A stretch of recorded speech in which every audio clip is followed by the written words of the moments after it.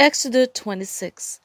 Para sa tabernakulo, gumawa ka ng 10 pirasong tela na yari sa telang lino na inihabi sa lanang kulay asul, kulay ube at kulay pula.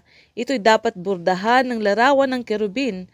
Ang haba ng bawat piraso ay 13 metro at 2 metro naman ang lapad. Pagkakabit-kabitin ninyo ito ng tig-5.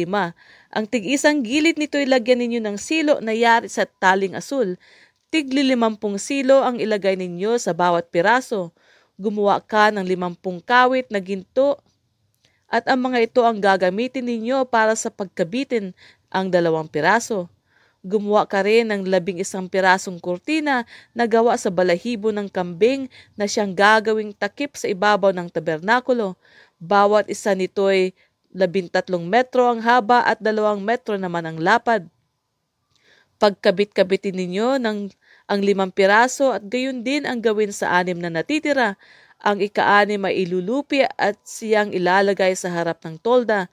Bawat piraso ay palagyan mo ng tig-50 silo ang gilid. Gumawa ka ng 50 kawit na tanso at isuot mo sa mga silo para pagkabitin ang 2 piraso upang maging isa lamang. Ang kalahating bahagi ng tabing ay ilaladlad sa likuran upang maging takip. Ang tig-kalahating metrong sobra sa mga tabi ay siyang takip sa gilid. Ito ay lalagyan pa ng 2 patong ng pulang balat. Ang ilalim ay balat ng tupang lalaki at ang ibabaw ay balat na mainam. Ang tabernakulo'y igawa mo ng mga patayong haligi na gawa sa akasya. Bawat haligi ay 4 na metro ang haba at 0.7 metro naman ang lapad. Bawat haligi ay lagyan mo ng tigalawang mitsa para sa pagdurugtong.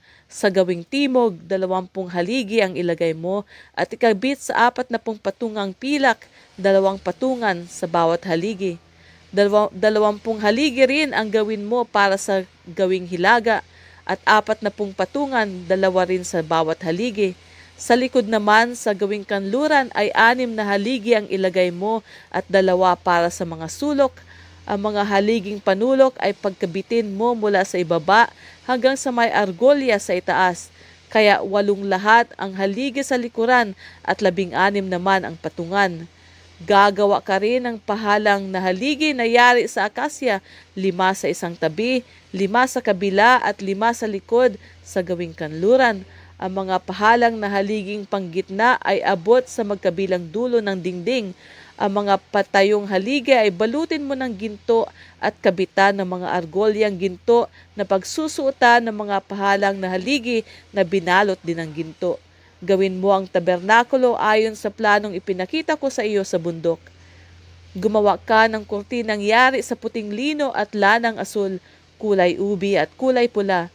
Bordahan mo ito ng larawan ng kerubin.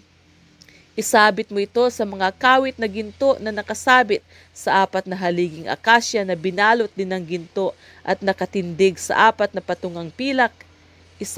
Isabit mo ang tabing na ito sa tapat ng kawit sa bubong ng tabernakulo at ilagay sa likod ng tabing ng angkaban ng tipan. Ang tabing na ito ang siya maghihiwalay sa dakong banal at sa dakong kabanal-banalan. Ang luklukan ng awa ay ilagay mo sa ibabaw ng kaban ng tipan na nasa dakong kabanal-banalan. Ang mesa ay ilagay mo sa labas ng kurtina sa gawing hilaga ng dakong banal at sa gawing timog naman ang patungan ng ilaw. Ang pintuan ng tabernakulo ay lagyan mo ng kurtinang iba't ibang kulay na hinabi sa lanang asul, kulay ubi at kulay pula at telang lino. Ito'y buburdahan ng maganda. Gumawa ka ng 5 posteng akasya para sa tabing. Balutin mo ito ng ginto, kabitan ng argolyang ginto at itayo sa 5 tuntungang tanso.